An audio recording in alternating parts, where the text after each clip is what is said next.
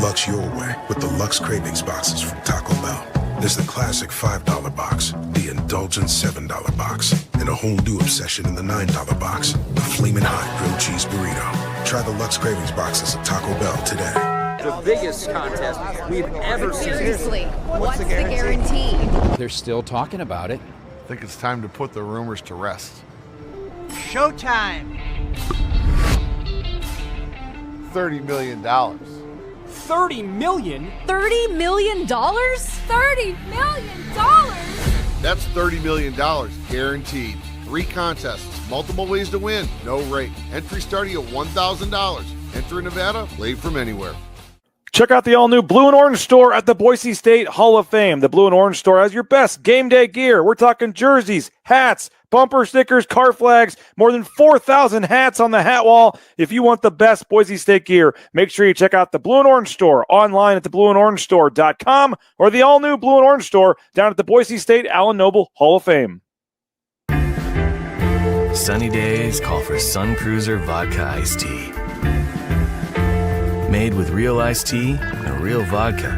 Refreshing and goes down smooth. Let the good times cruise with Sun Cruiser. How's your day going? Going good. Thank you again.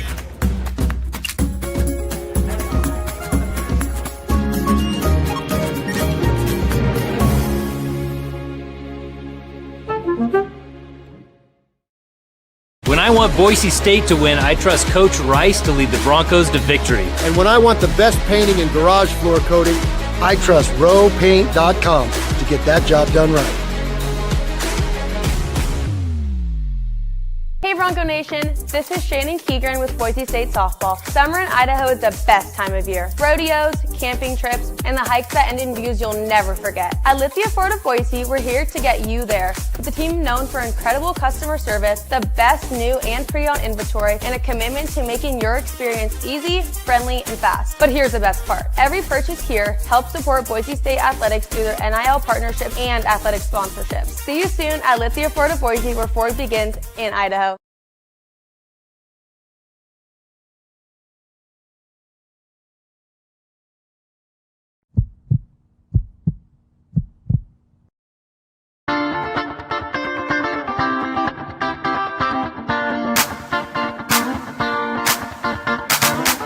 This is Bronco Nation News Live. The best interviews, the most informed opinions, the latest breaking news, all from the top Boise State insiders. Bronco Nation News Live is the only daily show that talks nothing but Boise State sports. And we do it with you. Give us your comments or questions in the ICCU YouTube chat. Or leave us a voicemail on the Signature Roofing voice inbox at speakpipe.com/BNN.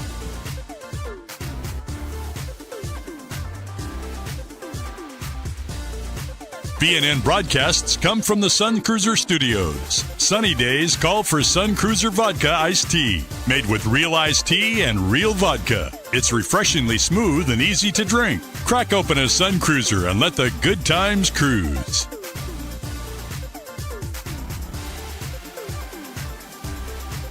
Bronco Nation News is presented by our title sponsor, Lithia Ford of Boise, and our major sponsors, Taco Bell, Idaho Central Credit Union, RoadPaint.com, and the Blue and Orange Store. At Lithia Ford of Boise, we're proud to stand with Boise State athletics. Through our NIL marketing partnerships, we're investing in the future of student athletes. Lithia Ford of Boise, here to get you there, wherever that may be. Lithia Ford of Boise, where Ford begins in Idaho.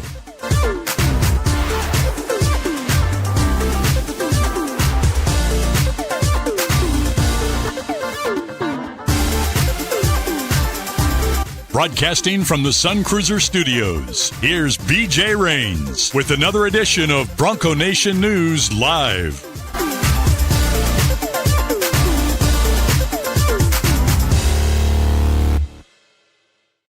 What's up, Bronco Nation? Happy Wednesday to you, July 8th, 2026, here at BroncoNationNews.com, our title sponsor, Lithia Ford of Boise. Get out to LithiaFordBoise.com. Got some great sales and deals going on this summer. And, of course, I am in the Sun Cruiser Studios here in Meridian, perfect time to pick up a Sun Cruiser. Mike Prater filling in, helping me out on short notice, switching to Wednesday this week. He's in the Lithia Ford of Boise studios there at KTIK in downtown Boise. Mike, it's a Wednesday. It was a late text yesterday. Appreciate you flipping up the schedule today. How we doing?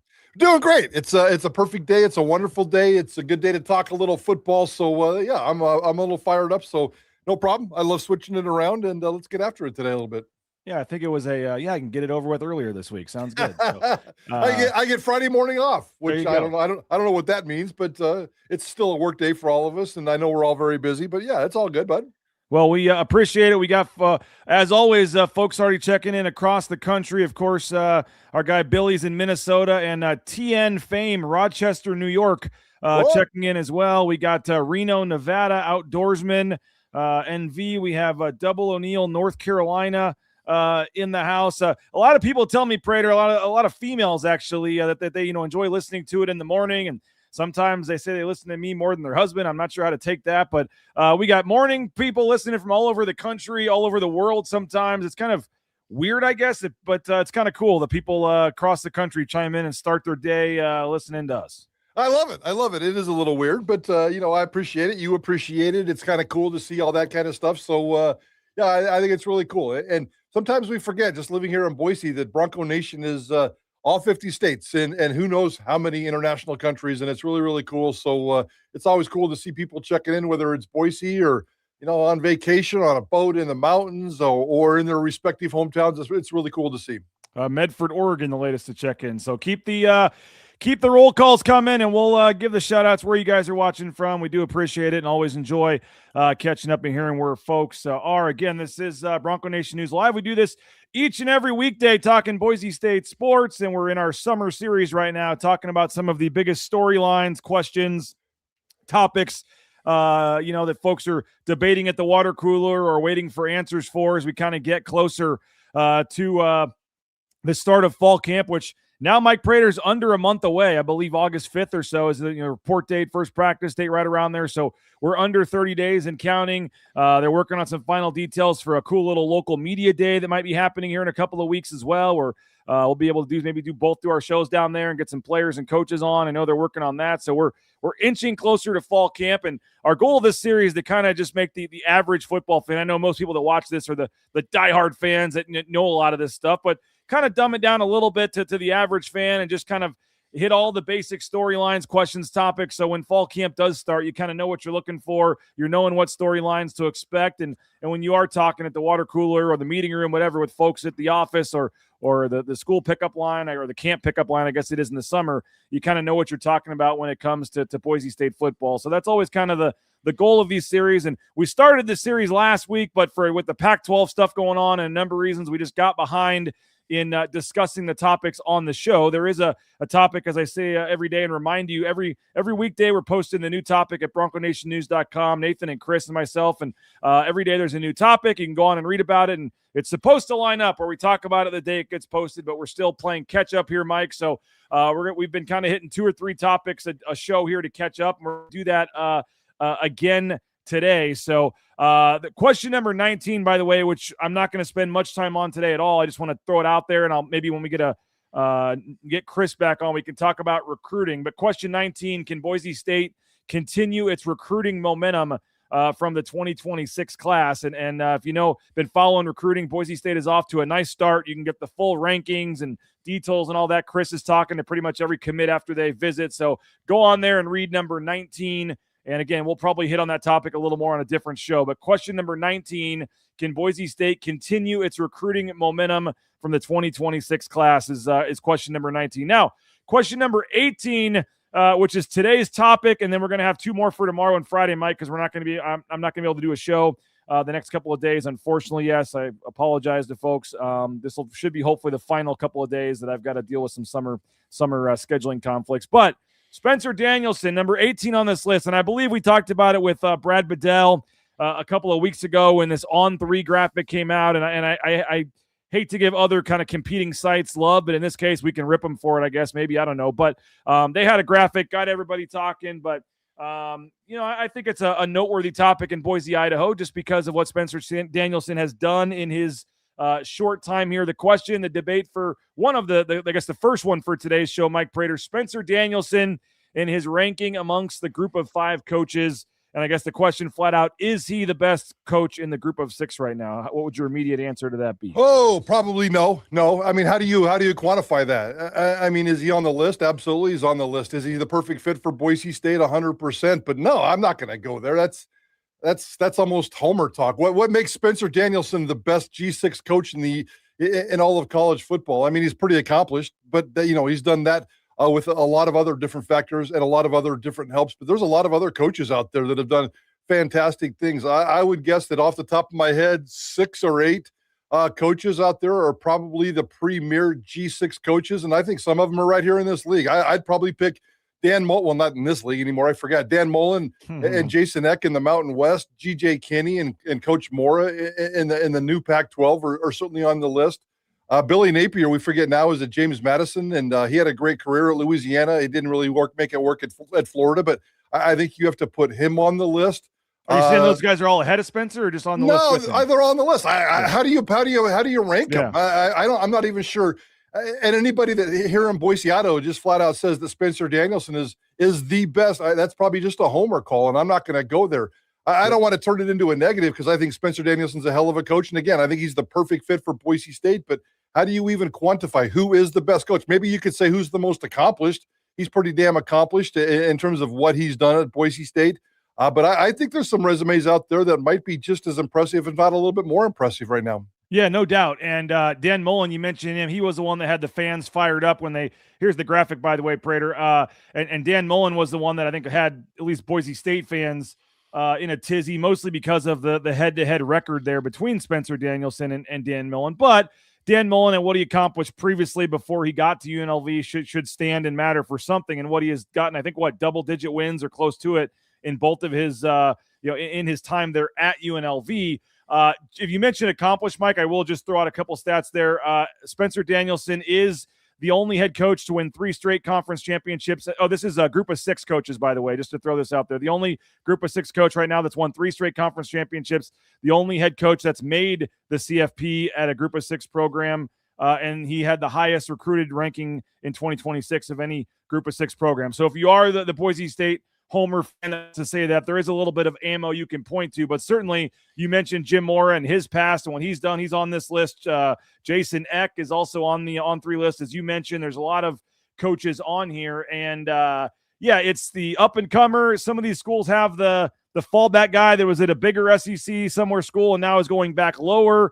And so, it is like you said, maybe it's more about what's the best fit, and certainly nobody would argue that Spencer Danielson is the best fit, but also this is his 3rd year as a full-time head coach as well this year, Mike Prater. So there's a little bit of let's slow that down a little bit as well. But I mean, he's on the list. He's certainly in the top 10 probably. And frankly, that's whether he's the best or one of the best. I mean, it doesn't really matter that much at this point. Like you said, that should be pretty much enough for Boise State fans to know they have one of the best group of 6 coaches, and like you said, a guy that seems to be a perfect fit here. Yeah, 100%. I mean, he is absolutely one of the best, and he is a perfect fit here. And those are all criteria that are important in terms of his accomplishments and what he's done, putting players in the NFL, creating CFP opportunities, winning conference championships. But I also, and I don't want to turn this into a negative. I'm not trying to beat up on Spencer Danielson at all, but another part of the criteria is, some of those, one of the reasons why that you could say that he's done this or he's done that is because other coaches at other programs have gone on.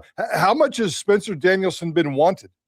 And that's a serious question. And publicly, there really hasn't been a lot of noise in terms of job offers. Privately, he's always talking about him and his staff are getting phone calls, and I'm sure that they have over points. But, Jason Eck's name is out there all the time. Dan Mullen's name is out there all the time. Billy Napier's name is out there all the time. Don't forget a guy like Bronco Mendenhall, who's coached all over the places and been wanted all over the place. If Spencer Danielson, he's such a perfect fit for Boise State, and it's a really wonderful thing to see, and thank God we have it here in Boise State. But, if Spencer Danielson wasn't the head coach at Boise State,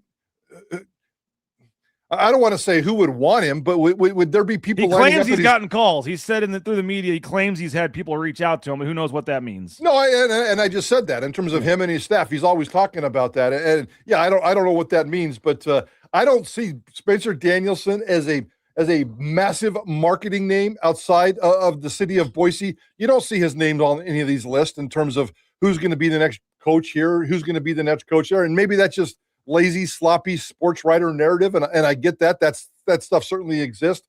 But I think Spencer Danielson is a fantastic coach. I think he's a fantastic fit for this community. I love covering what he does, and he probably doesn't get enough credit because of there's people out there that are detractors because of the Jesus talk and some of the other things that he does. So he's not for everybody, but I think he's a perfect fit for Boise State and absolutely 100% on this list. But I'm not going to call him number one. I don't think I would call any of these guys number one. And mostly this is just summer fodder to fill time in the summer in terms of just having a fun debate here that there really is no right or wrong answer, I guess, so to speak, when you look at all this. Some of the comments on here, Mullen, too many people claim Mullen is, but there's a reason he's fallen down to UNLV. Being a former SEC coach should not automatically make him number one. 3 straight conference titles. Who has done that? BSU Bill agrees with you, Prater. Not the best group of 6 coach. He's the perfect coach for BSU. Has done a lot better here than most coaches have, but if I was rebuilding a program, there are a lot of guys I would pick over Spencer Danielson. And then he went on to say, if I was taking over a 2-10 program, I would pick Mullen, Charles Huff, etc. Over Spencer Danielson. And Jason Eck, Jason Eck to me is a builder of programs, and he's proven that. He's taken Idaho, he's taken New Mexico. New Mexico's getting CFP love this year, guys. Yeah. That's ridiculous. Spark Cop says Dan Mullen just buys his players. That's not coaching. See, I completely disagree with that. Unfortunately, sadly, in this day and age, that is coaching. And we've talked about a lot about like a Leon Rice. In the past, there's 90% of all coaches are developmental coaches. Developmental coaches don't matter anymore. It's about transfer portal coaching and building chemistry. And that is a massive, massive part. So Dan Mullen, he's got a lot of transfers, not anywhere close to leading this country. There's like Oklahoma State has like 70 different transfers on its team this year. So there are other people, but I completely disagree with that. That is coaching of today, whether we like it or not. No doubt about it. And let's see. Spencer's a lot younger than these other coaches. He's a baby in head coaching years. Jeff Monken getting some love. Super underrated. Army used to be awful. 100%. 100%. Absolutely. Jeff Monken has done a nice job there. And the Navy coach, Brian Newberry. Brian Newberry is the Navy coach. He's done a fantastic job. They're in the CFP. Look what he's done with that service academy and been consistent, been really, really consistent in terms of what he's done there. So throw Brian, I don't ever see Brian Newberry on any of these lists, but let's throw that guy on that list. We got the any coach that puts his full faith in Madsen can't be at the top of any list. I knew that was coming. And you know what? That's fair. I think that's 100% fair. I think that's one of the things we need to talk about with Spencer Danielson. And we've asked him point blank, and I think he answers it the right way. And I think he handles it the right way. But, in terms of his blind loyalty, and I shouldn't even say blind, his loyalty to Maddox Madsen can be a flaw for some people, and certainly something I keep an eye on. The South Florida coach, I think, is going to be a star. That game at home next year will be a good one. Now, I know their coach just went to Auburn, Alex Golish, so I'm trying to remember who they replaced him with or who he's talking about there. I don't remember either. Brian Hartline. I think he was the OC maybe at Ohio State or something that came down there. I'm not putting that guy on the list. No way. Hasn't coached the game yet. Yes, exactly. I'll pass on that, dude. Let's see. No other group of 6 coach has the accomplishments like Spencer. Prater asks, what quantifies it? Danielson's record does. Let's see. Even at year 3.5, is it too early to know? He had Dirk Cutter leadership integrated into the program. When Dirk stepped back, the team leadership did not seem as strong. Look at how they played USF. So the detractors of the Spencer Danielsons would say he had Ashton Genty, he had Dirk Cutter, he took over a team with a lot of talent. He wasn't having to rebuild from a 1-11 season. I mean, there's ammo on both sides if you love him or if you don't like him. Yeah, and I think that's fair. I mean, it's fair to point out. I don't know if it, in my opinion, and these are just opinions, that how much that weighs into it. I mean, he made the decision to bring Dirk Cutter back. He's part of that stuff. The fact that Ashton Genty was loyal and stayed, that's a big part of Spencer Danielson. If Spencer Danielson doesn't stick around, Ashton Genty doesn't stick around. So Spencer Danielson should 100% get credit for that part of that move. So yeah, he inherited everything, but he hasn't screwed it up, and he's maintained it. He's had this steady flow of consistency through this program. He makes really, really good decisions. Quarterback will continue to debate that.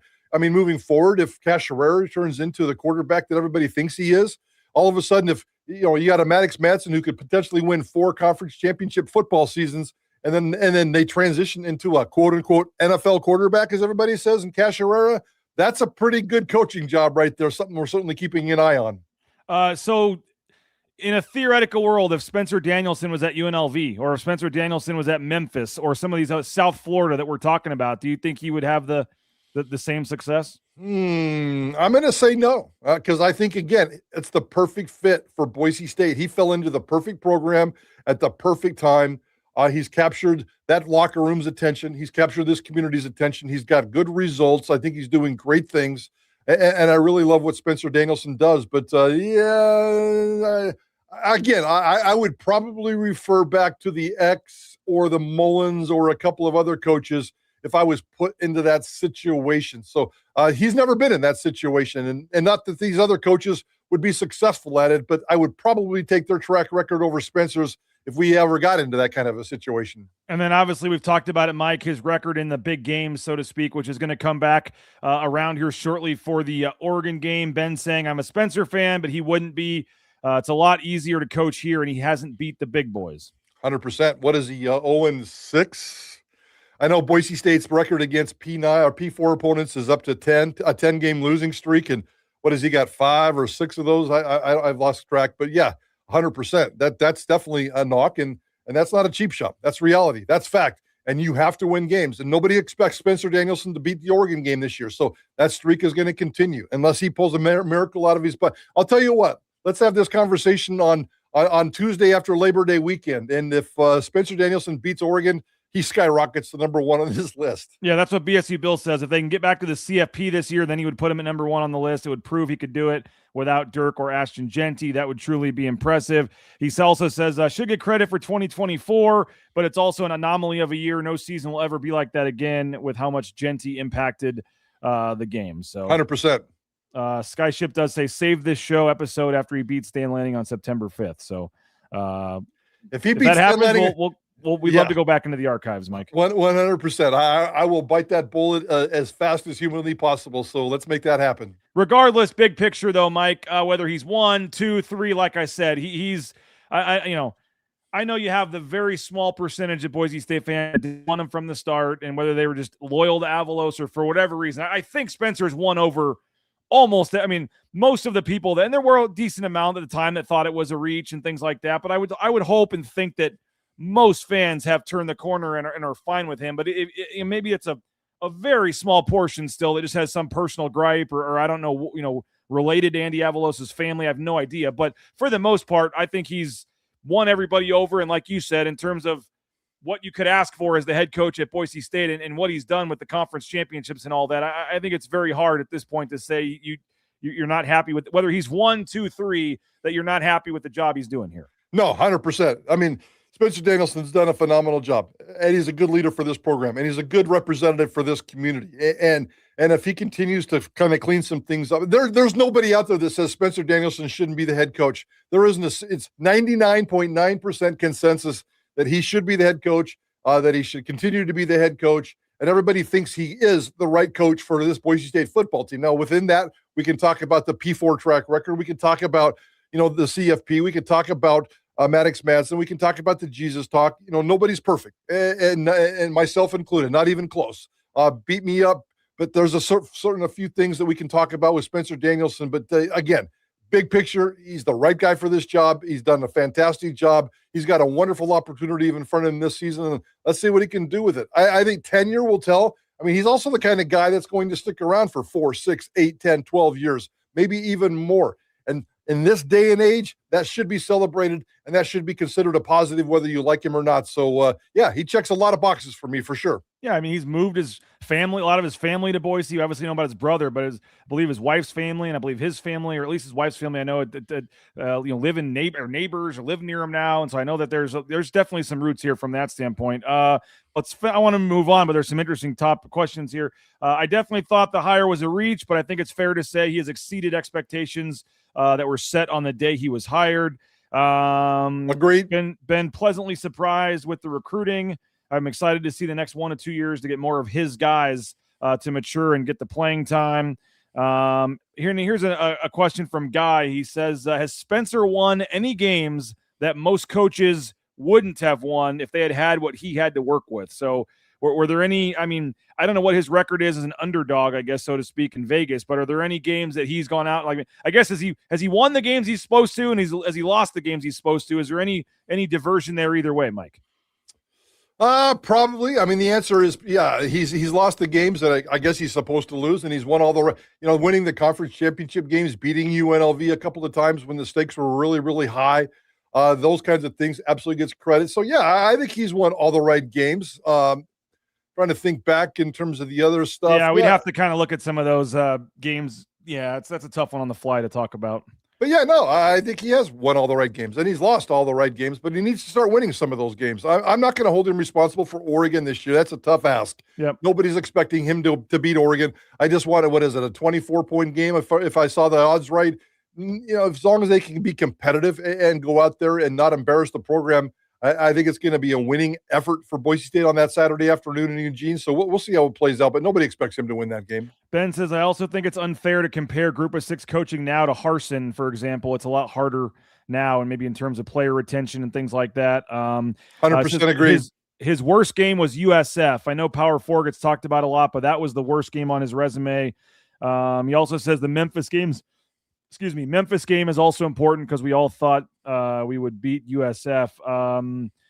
The Memphis game, I guess, the home opener, you don't expect the Oregon game to go great, but that is going to be a little bit of a benchmark for this program. And Spencer, in terms of where are you in the Group of 6? A home game against Memphis, if you want to be the premier Group of 6 team and fight for a playoff, that's a game you got to win. 100%, and I think that they will win that game. I see a lot of people out there predicting Boise State starting 0-2, and that's fine. That's fair, and maybe they will. But the more I study about Memphis, and we had a reporter on the show yesterday, and and they've got a lot of changes coming as well, and they got a new coach and everything. But I don't see it. I mean, if this game was in Memphis like it was a couple of years ago, and Ashton Genty had a big game, but Memphis still was able to pull it off, I fully expect Boise State to win this game. This is not a Memphis team that right now shouldn't be on the G6 contenders for the CFP. I mean, maybe they can work their way into that in the season, and they open up the year at UNLV, so that'll be – and their schedule's brutal. I mean, they open up at UNLV, then they got a road trip to Boise State, and the 3 toughest conference games that they play, the 3 biggest opponents on paper going into the season, are all on the road. So I think this is a 3, 4, 5-loss Memphis team. There is nothing about this Memphis team that scares me. I think Boise State should win that September 12th game really, really easily. And if that means advantage Spencer Danielson and put one more notch in his coaching resume, go ahead and do it right now. I think that's going to happen, and I think Boise State's going to win that game fairly easily. Well, that Memphis game, I guess, will lead me to my first ad read here, Mike Prater, because the Circa Millions contest is coming, and it's that week 0 weekend. If you ever had a weekend where you maybe want to go to Vegas, hang out, watch some football, and not miss any Boise State games or anything else going on, Circa Sports, Circa Millions, $30 million in guaranteed money. And Mike Prater, that is the weekend. On Saturday, you can just head over to Allegiant Stadium and scout Memphis in person there. That's a primetime game on Fox, by the way. As far as early season week 0 games go, I know it's not, Alabama, Auburn, but that's kind of a fun week 0 game to kind of plan your day around, especially if you're a Boise State fan, for multiple reasons, for the Memphis aspect, for the UNLV aspect, Group of 6, hierarchy and things. And we're going to be watching it in Las Vegas. Join us, the BNN team down in Las Vegas. You can sign up, $1,000 entry fee. You can get a couple buddies together if you want, split the cost, and you can win $20 million in the Survivor contest, $6 million in the Millions.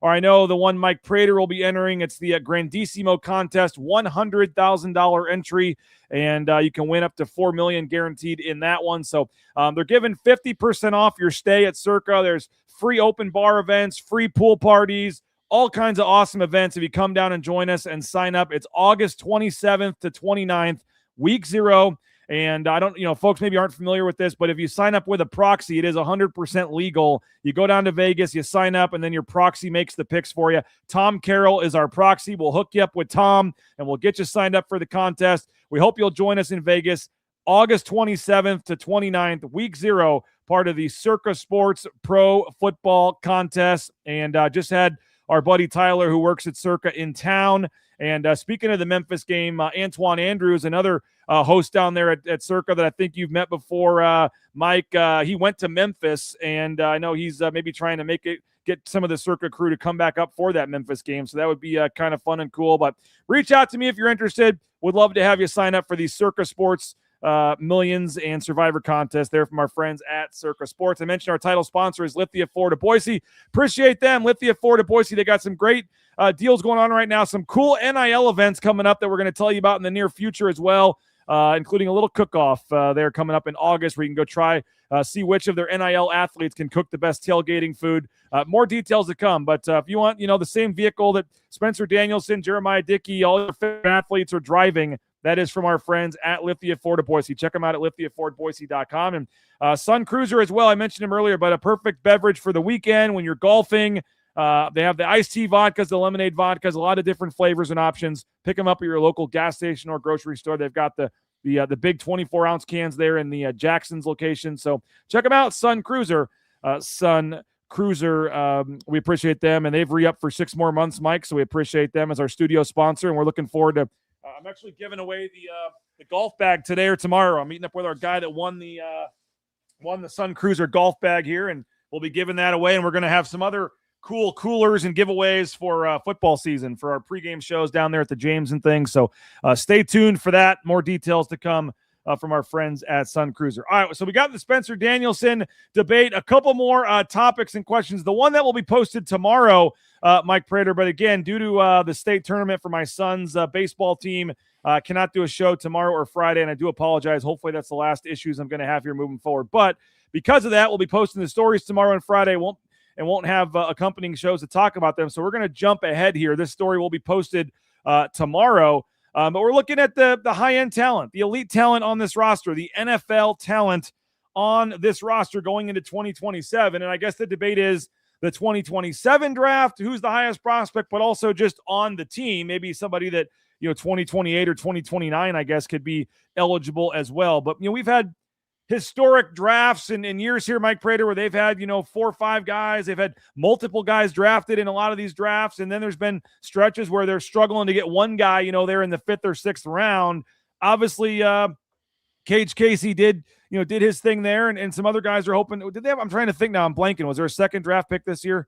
No, it was just Cage. Okay, Cage Casey was 3rd round. Some other guys obviously have, obviously signed some free agent deals and things like that. But in terms of NFL talent on this roster, Mike Prater, how do you compare it to previous years? How do you look at the future here? What would you put the over-under at for the 2027 NFL draft? Boise State players here and their names called. Yeah, probably 0.5, and if they can get that one. Right now, and gosh, I'm sounding like the old Prater here where I'm just kind of beating up on Boise State. I don't think there is a draft prospect on this roster as we sit right now. Now, there's some talent. There's some guys that could emerge, and there's some players but there isn't a standout NFL guy anywhere on this roster, in my opinion. There really isn't.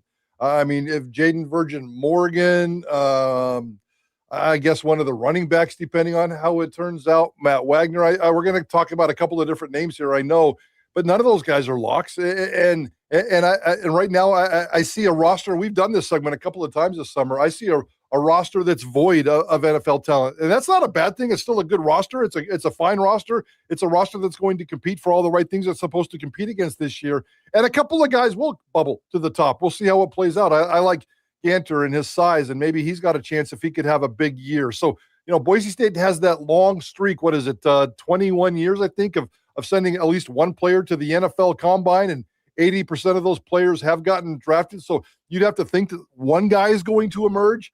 Who that one guy would be, I guess I just threw out a couple of names, but I'll be honest with you guys. Right now, I don't see a ton of proven, rock solid NFL talent on this team. So, Cash Herrera gets that tag every now and then, but he's a quarterback who's never played a down in college football. He's got a lot to prove before we even see that in a year or two. I don't know. I mean, somebody convinced me that there's a solid NFL prospect on this roster. I don't see it right now.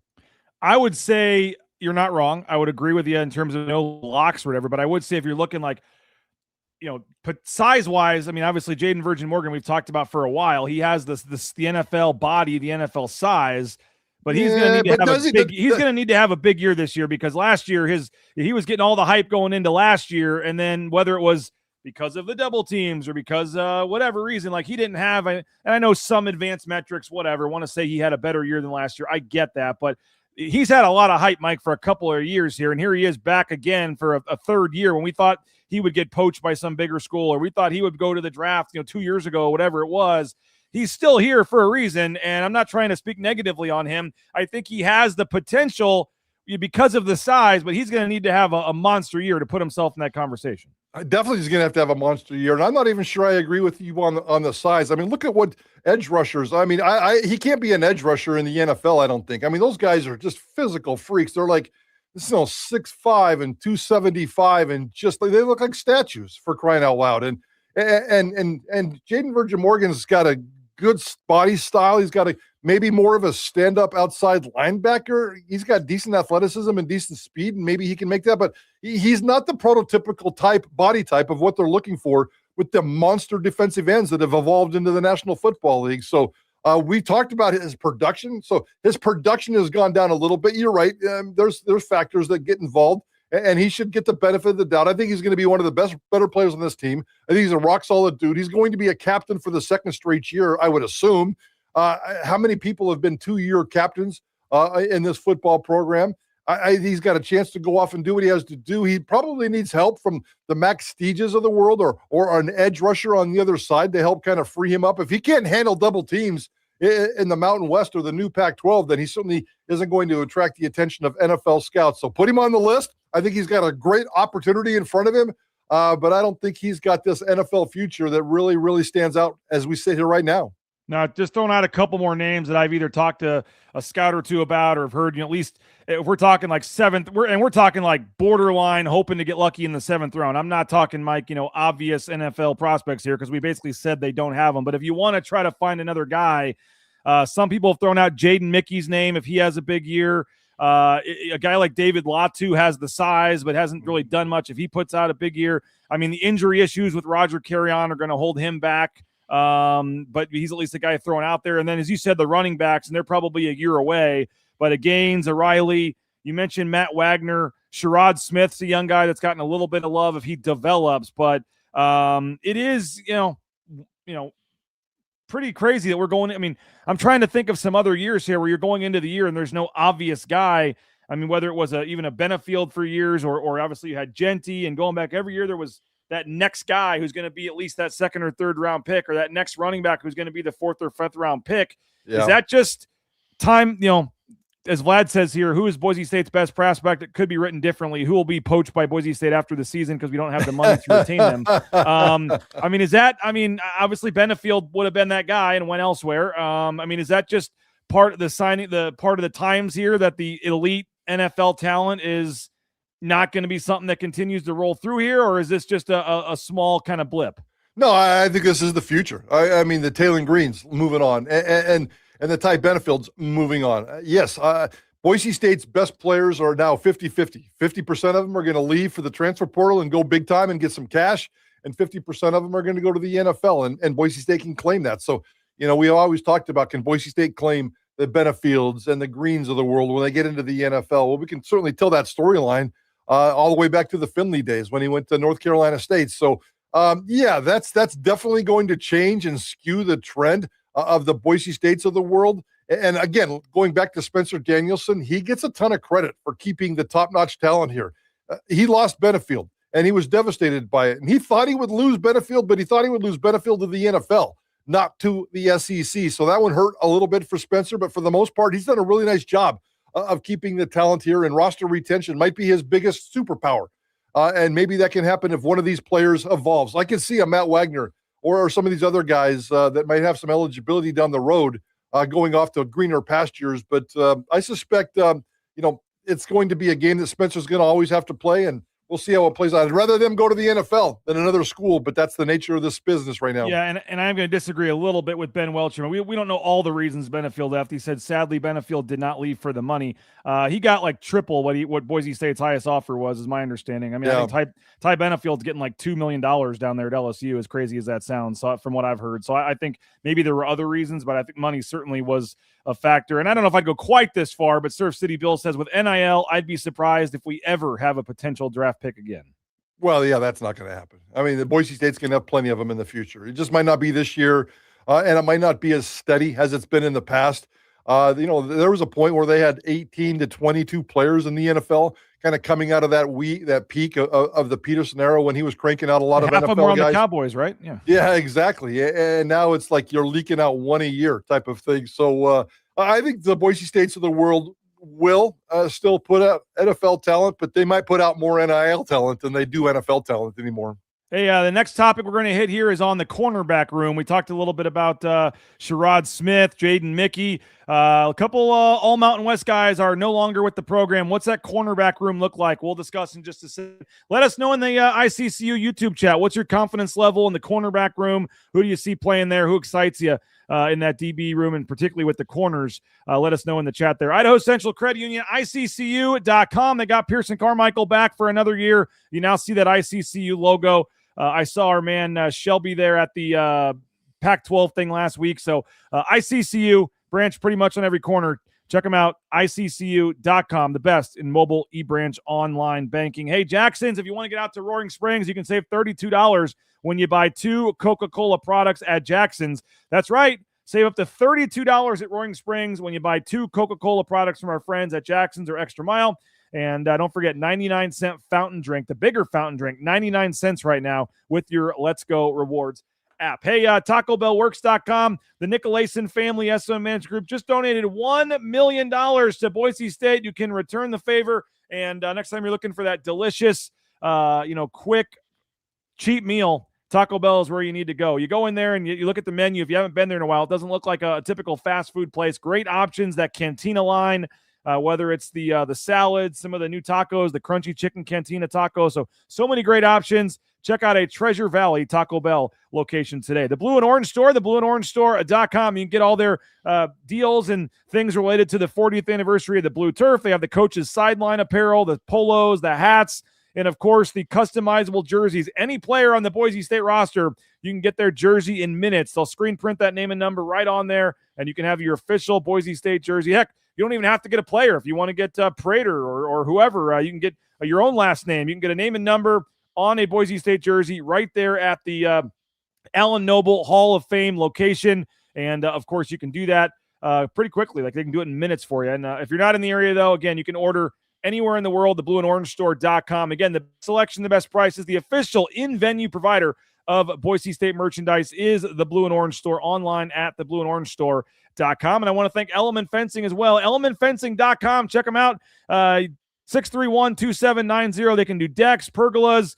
The craftsmanship is unmatched. 25 plus years in the fencing business there. So if you're looking, Element Fencing is who you need to reach out to repair your fence, to put up a whole new fence. Again, all your fencing needs. Hit up Element Fencing. They'll be sponsoring our defensive player in the year coming up in football season here shortly. All right, the cornerback room, Mike Prater, Jeremiah Irby, Marion McCoy, both gone, all Mountain West guys, and new secondary coach, defensive backs coach comes in to coach the corners, to coach the safeties in Terrence Brown, and you've got some new blood there. I mean, you have Mickey back, who I'm excited about, and I think could have a really nice year here as kind of year 2 in this program, and year 2, getting his feet wet at Boise State and being a contributor. Obviously, we talked about Sherrod Smith, but you got Jericho Washington, the transfer coming in, Cam Jamerson, the transfer coming in, and then Franklin Johnson Jr., who we've heard about for a while, Tim Mitchell as well.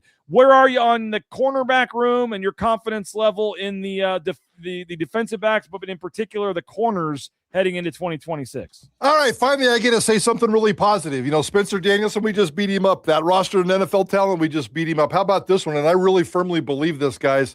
There's a chance that Boise State's cornerback room might be the best in all of the Pac-12 and maybe one of the best in all of college football. I love their cornerback room.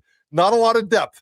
And the Rico Washington kid is the one proven thing that came out of spring ball that provides a little bit of depth. And we also have to worry a little bit about Sherrod Smith. Did not participate in spring camp. I think that's more preventative, but the fact that he's got that injury, there's a little bit of a hesitation in terms of what he can do and how much available and how impactful he's going to be this year. But I love Sherrod Smith, and I think Jaden Mickey is going to be one of the better players in this entire conference, period. So I really like the cornerback room. They've done a fantastic job. Franklin Johnson, we've been talking about that guy for 3 years. And the only thing that really kind of stands out about him is speed. One of the fastest players on this football team. And you should never take that lightly.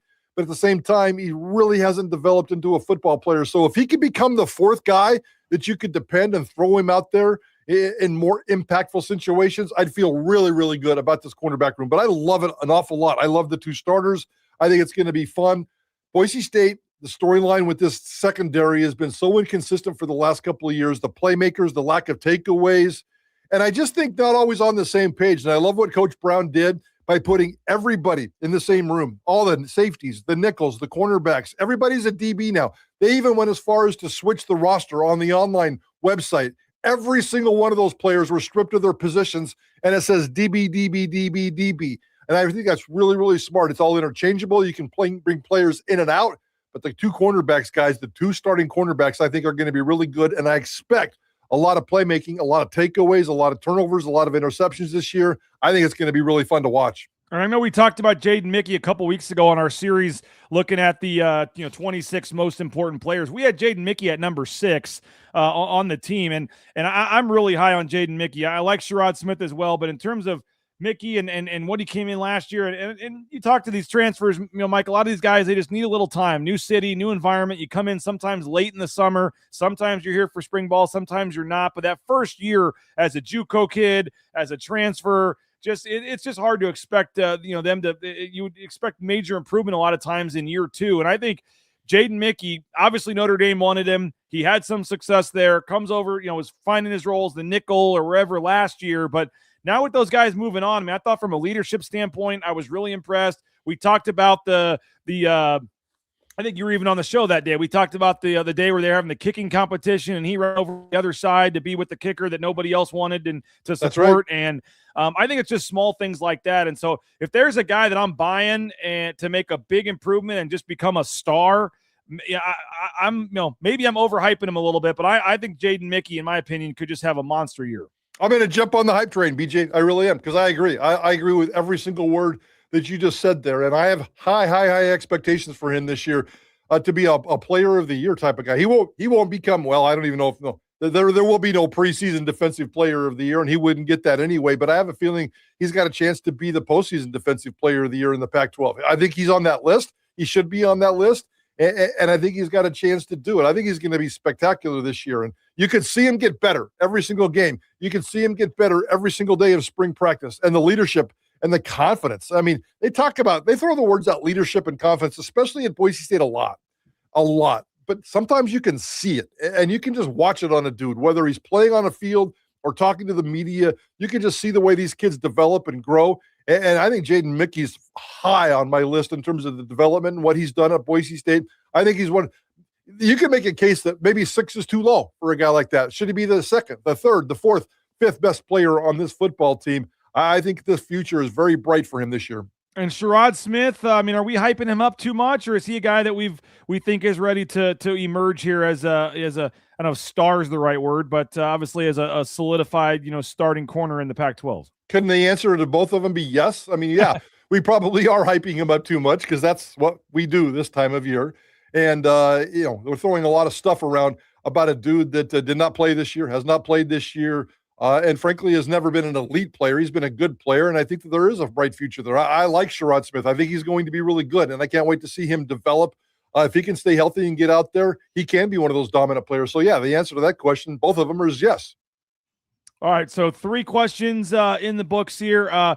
Mike, I'm going to let you roll here, but I'll keep it rolling. Idaho Sports Talk, it's a Wednesday. I know you guys haven't had your meeting yet, so I'm putting you on the spot. But anything you want to plug in terms of previous shows, they can go back and listen, or upcoming shows here? Yeah, we've done a lot of statue talk. We had Ben Victor, the statue guy, on, and did a lot of other stuff over the last couple of days, diving deep into that. Johnny Ballgame comes back from his World Cup road trip in Seattle. We will not be talking soccer today. We'll dive into Johnny's emotions. That's always a little bit of fun and that experience. But yeah, just kind of quietly diving into this offseason, and an offseason that's coming to an end for Boise State, and kind of playing the role of media days. And yesterday we talked about offensive and defensive players of the year. We'll still kind of look at the Pac-12. We need to get smarter about this team. I need to get smarter about this league and everything about them. So a lot of Boise State talk as we gear up. The offseason is closing in on us, and we're getting ready for a regular season. Cannot wait for fake media days in a couple of weeks, and then camp on August 5th. Did you see the blue turf, by the way? I know we talked about it last week, how bright it looks, but they updated some photos with those hash marks for number 2 and number 11, and that's something I'm going to be excited about to get back out there, because I know the color will change a little when they start putting the sand and the rubber and all that in there, and they just kind of laid it over. So I don't think this is the final color exactly that it's going to look like. It's certainly going to be brighter than the faded version from last year, but I know it's not the finished product, but those hash marks are in, and I thought those are unique and pop out pretty nicely. I think it looks fantastic. I think it looks really good. I know it might be a little too bright for some people on television. I cannot wait to see what it looks like on that first TV game against Memphis on the 12th, but it looks great. It looks beautiful. It looks bright, man. We were in for that Pac-12 launch party. That north end zone looks great. I'm so excited. You know, having been in that stadium first time I ever walked in that stadium was like 1978 when it was green. And it's just so impressive about how they've done and what they've done to be able to walk a 360 around the stadium and some of the infrastructure that they've been working on. And I know they got a ton of work to do, but that north end zone project is going to be fun. It's going to be cool. It's going to make money. It doesn't, in my opinion, it's not going to change the environment. I know the north end zone crazies, and God bless those dudes.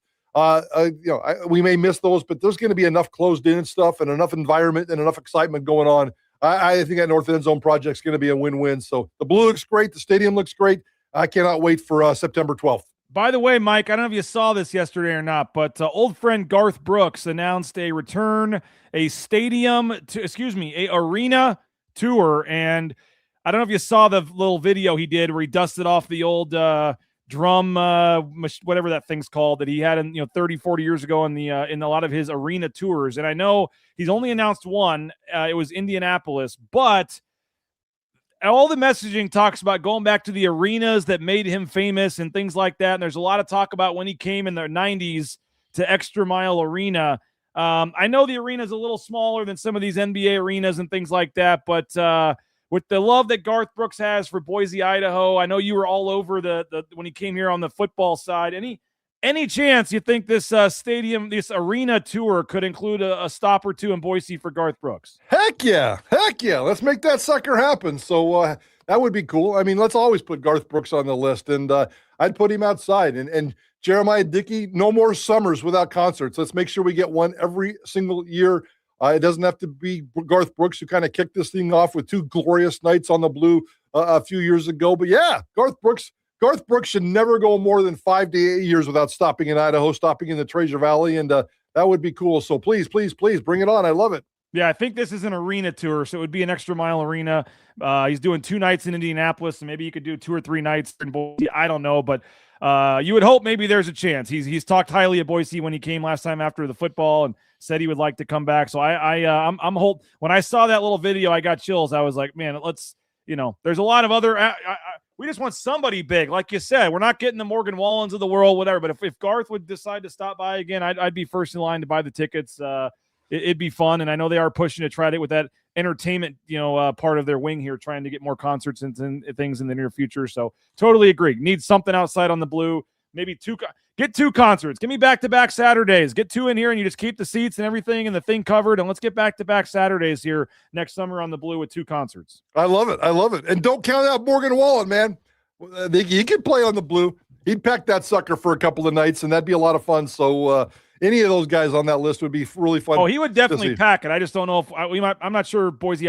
He might be too big for the blue, but hopefully maybe not. He's pretty big. He's definitely pretty big. But if you could cram 40,000 people in there over 2 nights, 80,000 people, I think Boise State's put itself in a position where they can get those kinds of shows now. Yeah, no doubt. Appreciate it, Mike. We'll be listening 3 to 6, Idaho Sports Talk, and appreciate you for jumping on, switching the day to Wednesday, and 3 to 6 we'll be listening, and appreciate you as always, and talk to you here real soon. Thanks, guys. Have a great weekend. Mike Prater, appreciate his insight and his thoughts on a number of topics today. Always appreciate Mike for coming on and helping us out here on Bronco Nation News. Want to remind you about that Horseshoe Collective basketball camp. My son went to the camp a couple weeks ago. They have session 2 coming up in July. If you're interested, July 18th and 19th. I linked out. I put the link on Twitter. You can check horseshoecamps.com. Let me know in the chat. I got a minute or two. Who else you'd like to see for a concert? Who's reasonable here? But appreciate Mike. And if again, the Horseshoe basketball camp, if you're interested, check it out there. Hey, Bousher Real Estate, BousherRealEstate.com. Number 1 ranked realtor in the Treasure Valley, Matt Bousher and Bousher Real Estate. Bought and sold their home with Matt and his team. Tremendous customer service. Check them out, BousherRealEstate.com. Signature Roofing, MySignatureRoofing.com.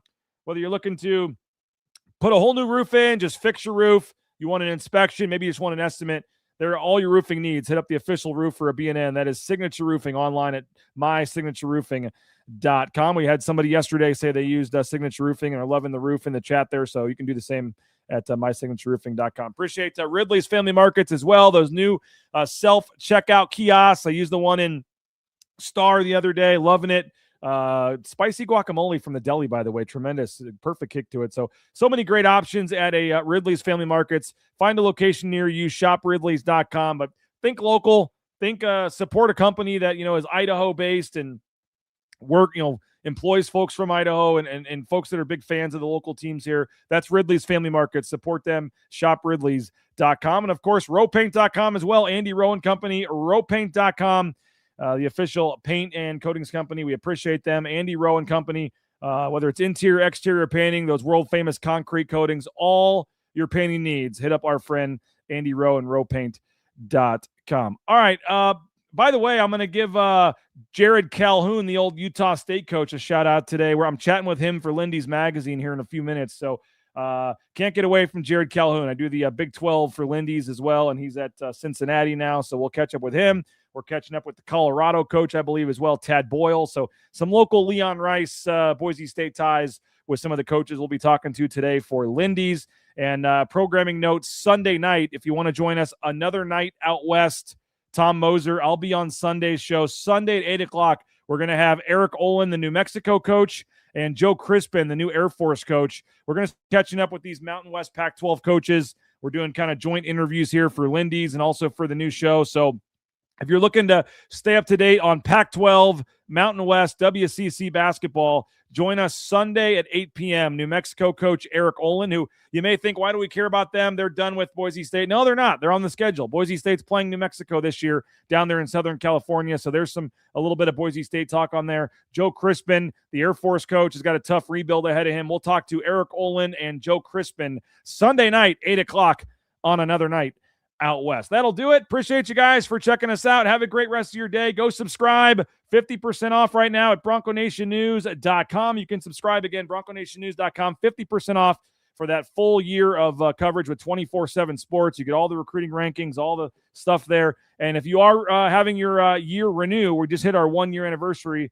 You can renew that. And if you're looking to get your Paramount Plus subscription at no cost included with that, you can go to the VIP message board and find out how to link your Paramount Plus subscription with your BNN subscription. So appreciate you guys. Have a great day. Again, no show tomorrow, no show Friday. Good luck to the MYB Select 11U squad. Coach McDonald's getting the boys ready, and they're going to be playing in the Cal Ripken Idaho State tournament Thursday and Friday morning. So unfortunately, no shows, but we'll have plenty of coverage still on the site, and we'll talk to you Monday. Bronco Nation News online, BroncoNationNews.com. Take care, everybody.